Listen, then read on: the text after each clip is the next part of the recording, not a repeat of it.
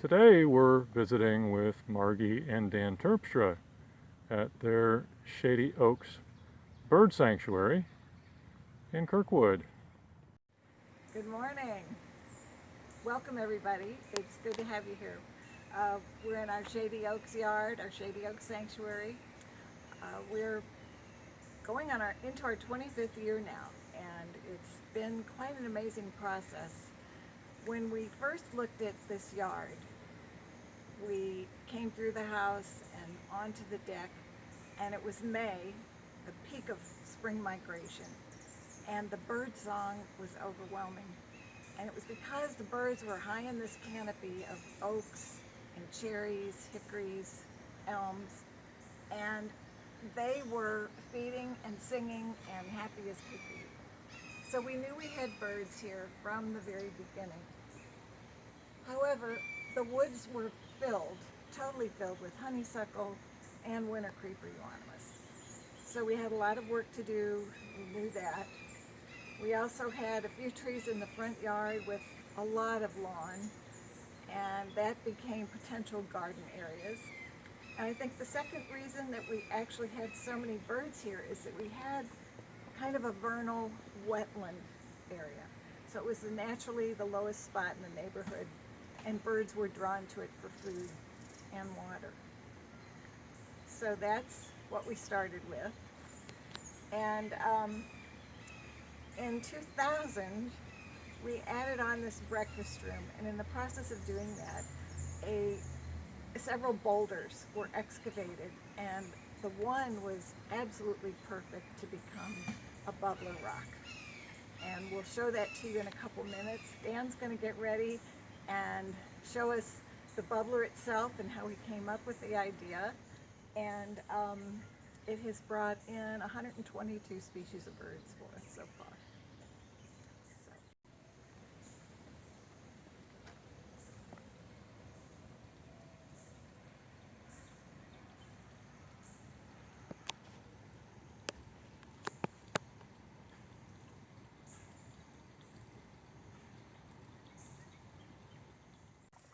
This is our small bubbler that we put in 2000, and it consists of this large rock that Margie talked about us excavating out from under our remodeling project.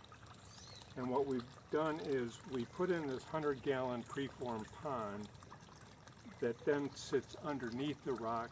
We have tubing that runs from a in-water or underwater filter and pump up through this rock, and then we have another tube that goes back to the second rock that we've got in a small basin, which is just a pond liner filled with gravel. And it runs all year round. We put a heater in the wintertime to keep the water open, and it rarely freezes up or freezes over. We've never had it freeze up.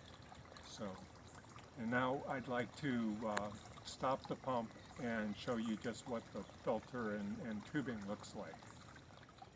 Okay, now we've moved over to where we can look at the filter and pump and tubing, and it's in this area here where we have a small filter basket. It's got lava rock and the sponge material for filtering, and then the pump is embedded or just sits down inside the bottom of this pan, and then it comes up and it's divided into tubing that goes to the large rock and tubing that runs over to the small rock. And then the power comes from a dedicated GFCI outlet that's mounted on the post. So this just sits down in the water, and the water filters through and just recirculates, and just needs to be cleaned every few weeks or so, whenever we feel like it needs to do it. And we have to top up the pond every so often too because of evaporation, but that's not a big deal. Dan, you mentioned winter and keeping it running in the winter. Right. Is there a heater integrated with this pump? The heater is not in the pump. We just have an auxiliary floating heater that we plug in the wintertime. It just floats on the top of the water. And it's a regular farm grade pond heater or trough heater that they use for cattle. And it's about 1200 watts, but it's thermostatically controlled, so it's not running all the time. It just runs when the water temperature gets cold enough to trip it on. Got it, got it. And easily available, found online or a local farm and fleet? The garden centers usually have something like that, but it is found online, yes. And we've got most of that information on the website that I think will be mentioned sometime in the video here. Hey, I wanted to talk a little bit about some of the canopy that's changed, the lower canopy that's changed since we did, especially Dan spent so many years removing honeysuckle. All of these viburnum that you see here, there's several. I think we have 5 surrounding the bubbler. They are wonderful plants for the birds. They support 88 species of Lepidoptera, and I see birds on these plants all through spring, summer, and fall during both migration periods, and then the nesting birds find caterpillars on them as well. The other, and they have fruit. We're starting to get a little fruit because we have enough sun here now. Some of them are fruiting. The other plant that I'd like to point out is the Virginia creeper, which is going up the tree here. And the birds just are checking it all the time. I think it has 27 Lepidoptera that it supports. And then it will fruit late in summer into September, and I have several plants where they've gotten tall enough now in the trees to fruit.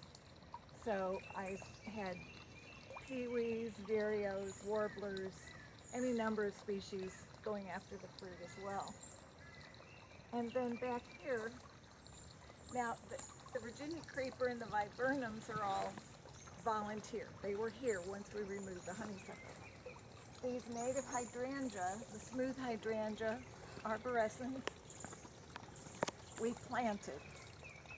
And if you know the structure of this plant, it branches up kind of like that. So it's a great plant for trapping leaves. And Doug Tallamy tells us that 90% of the caterpillars will pupate down in the leaf litter. And that's one of the reasons to leave as much of it as you can. So the birds, they're coming in to look for Lepidoptera, which this plant supports 9. So they're looking for little leaf tire moth caterpillars and others, but they're also checking the leaf litter constantly around these plants. And one of the most endangered birds we've had here is a golden-winged warbler.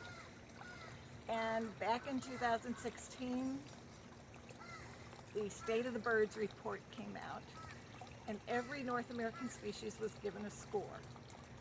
Are they doing okay, or are they in the high conservation concern range? And if they had a score of more than 13, they're considered to be, we're concerned about them. So the golden-winged warbler is a 16. The cerulean warbler is a 15. We've had actually 14 species, which is nearly 10% of the birds that we've had here in our yard are in that high conservation concern range. So to me, that says we're doing exactly what I hoped we would do in helping birds, especially birds that are of this high concern. So they love these plants. They come in often. Got a little elm here. That's another good one. And we can go up and talk about some roughleaf dogwood too. Margie, let me ask you a question. Sure. You highlighted the Virginia creeper, and we're a little closer to it now here as we move down. I'm going to zoom in on a little bit. So we see the leaves. And am I correct that the substantial vine here attached to the tree, that is also Virginia creeper? There's Virginia creeper, Okay, yes. so it's like some young stems climbing up, but then also the Yes, older ones. Exactly. So my question is, we know that long term, over decades, native vines like poison ivy, native grapevines, and I'm guessing native Virginia creeper, if it's mature enough, it may start to compromise the tree.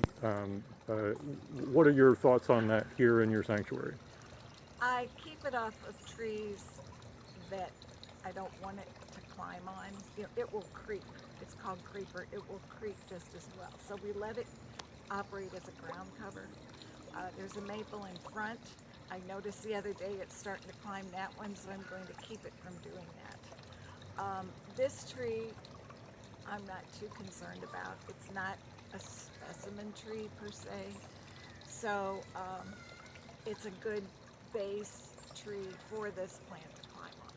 So if it doesn't climb, it's not going to fruit. So I figure we'll have a little of both that way.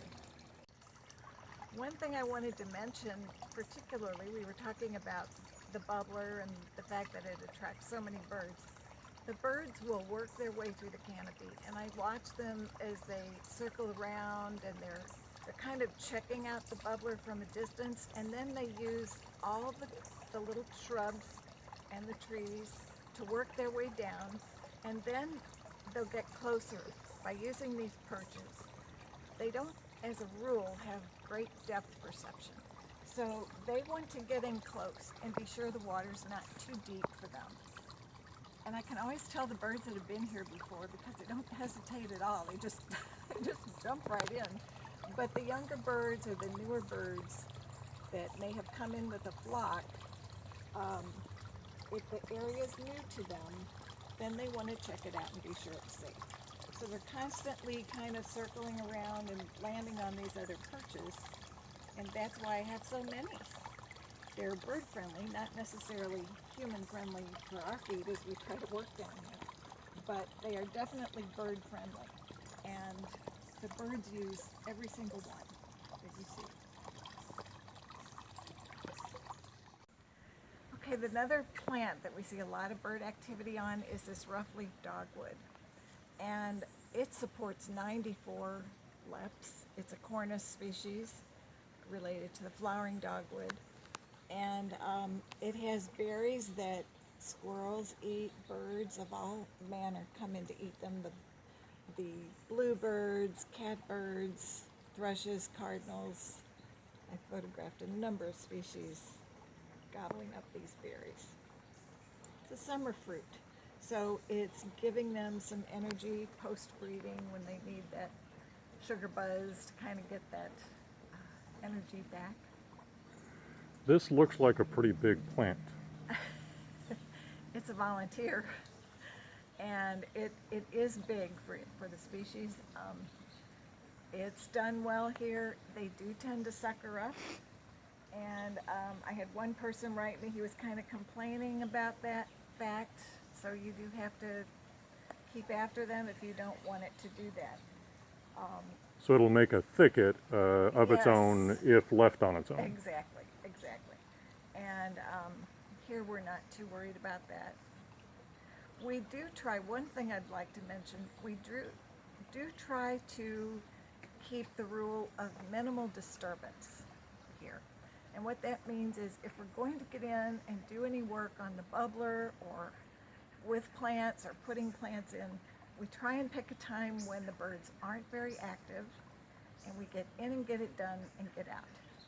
And that helps the birds know that we're not going to be here long, and they are free to come and go and play in the playground. You know, they have the place to themselves.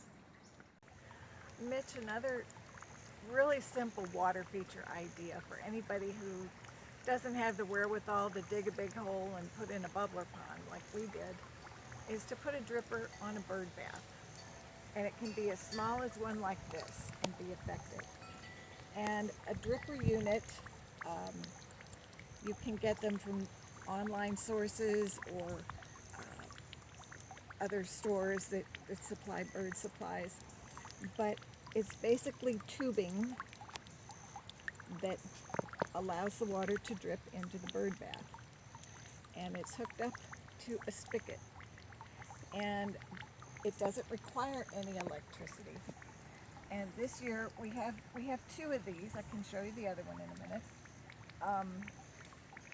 We added timers, watering timers to them, and that's helpful because one will be on for about an hour and a half, the other one's on for an hour. They kind of switch back and forth, and it makes it a little more interesting for the birds. They kind of have gotten to know when they're coming on, and they anticipate it. But it also conserves some water. And we've got plants under here that like moisture. This is a red buckeye right here. And we've got celandine poppies and ginger, and violets are in here too. They all do pretty well with the added moisture. So it's a simple idea, costs around $50–60, and if you add a timer, I think the timers were around 30. And maybe Dan can show us what the timers look like. Okay, Margie described setting up the dripper, and one of the things, well, the components for it is the hose hooked up to a faucet or a spigot. And as she said, this year we added these timers so that we could have them on for just certain periods of time during the day. And these allow you to adjust it for being on 4 different periods during the day. And in fact, more than that. Anyway, depending on the timer you buy, they have various methods of how you set the duration and frequency. But anyway, the water then comes through the tubing, and the tubing runs underground here, over, and there's no particular reason why the control valve is over here, except that that's where we have it in the line. So there's a small valve here that we can control the flow, and so it's nearly turned off so that you get just the slow drip out of the dripper. We got a leak here too, that's slow drip too. So, and then the line runs over and it just runs up a hook. It's simple as just running a tube on a frame rather than trying to set up anything more elaborate. But we'll take a look at the other dripper where we've run the tubing through some copper tubing so that it's more integrated into the tubing rather than just strapped to the outside.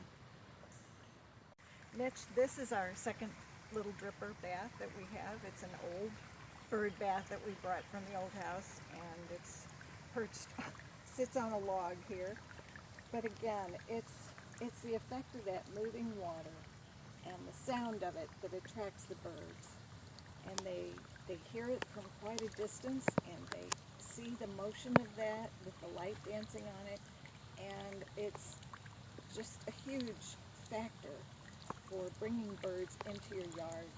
So even as you're transitioning over to native plants, you could start today and put in some kind of a dripper or small water feature, and you just might see some birds that you wouldn't see otherwise. We're at our water garden now, our larger pond, and we put that in 2008, I think it was, 2008. We have a lot of plants here that are native, that work in the water. And there's some just on the perimeter here. This is palm sedge. This one is palm sedge. We've got violets, some ginger, and we've got the cliff goldenrod, which seeded itself here. It's not, I didn't plant it there, but we have quite a few cliff goldenrod, and of course they host a lot of lepidoptera as well. And these water plants, this is pickerel rush, pickerel weed, and canna, the native canna. And all of these plants, there you go, there's a bumblebee right now. They attract pollinators, they attract hummingbirds, lots of little bees and flies. And it's been so much fun to see the wildlife that comes here to our pond. We've had raccoon, yes, but we've also had mink. And that was pretty exciting the few years that we had mink show up in the pond and take most of our goldfish. But that was a drought year. That was in 2012. So the plants themselves have done very well. They like these moist, shady conditions. And if you even have a barrel type water feature, you've seen half whiskey barrels with water plants. Some of these would do quite well in something even that small. Let's see. There's also some cardinal flower, which hasn't started to bloom over there yet. But most of the plants in this area are native.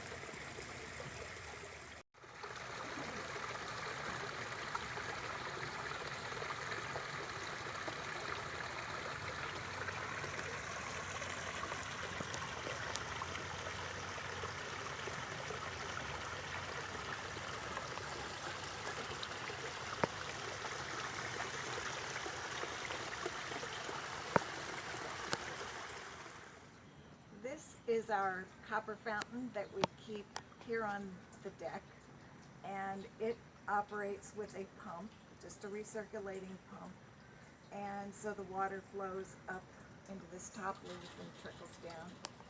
It is not filtered like the bubbler is, but we do add hydrogen peroxide a couple times a week, just a few ounces, and refresh the water, change the water frequently. And it's amazing how many birds, they're already up here in the canopy feeding, and they will stop in and get a drink here. And it could be our resident birds like goldfinches, cardinals, robins. There are plenty of little places here for birds to perch, and they cling to the metal cattails even. But we keep it going in the winter as well. We have a bird bath heater that we put in it, and Dan has constructed a foam, it's just like a liner that it sits in to help insulate it from really freezing temperatures. And we've had red crossbills in February. We've had a yellow-throated warbler taking a little bath in one of the leaves. So it's really interesting what will show up at these water features. And it is, even though it kind of looks natural, it's not as natural as I consider the bubbler and the pond. But it's up on a different level. All the other water features are low, and it's convenient. So if you can have more than one water feature through your yard, again, it's just a good idea to make it convenient for the birds, because the more convenient it is, the more likely they'll use it. And especially if there are enough shrubs and trees around, that they can get to cover right away if there's a hawk around or whatever, and they need to feel safe. And this is also in a very visible spot for you, right? Absolutely. All our water features we can see from doors, windows. We really, really get a lot of enjoyment out of watching for the birds. Chickadee. They do love these water features. We've been here now, as I said, in our 25th year, so they've come to depend on them, and they use them frequently. One last thing I'd kind of like to make a comment on is, initially you think, how do these birds even find our yards? Especially the migratory birds. They travel such long distances. And back in 2000, I think I got this book. I heard Scott Weidensaw speak. And if any of you are interested in migration, I think it's a wonderful, wonderful book to read. And he explains in there how birds actually inherit their migratory map in their DNA. It's encoded into their DNA. So a bird may find your yard and be totally satisfied, find everything it needs, food, shelter, water, and it can then pass along that geolocation of your yard to its offspring through its DNA. And I just think that's one of the most fascinating things I've ever learned about birds. And we certainly see it here. I've seen birds maybe just once. We had a cerulean warbler back in '07. This year I had 2 females. I was totally surprised. And they're a 15. They have a conservation score of 15. So again, that's one of those birds that we're all kind of worried about. So take heart. Anything you do in your yard is bound to make a difference, even if it's not connected right away to another. It can be very helpful to birds and other wildlife. Margie, thank you very much, and Dan, for sharing your garden, your water features, your bird sanctuary with us today. We really do appreciate it.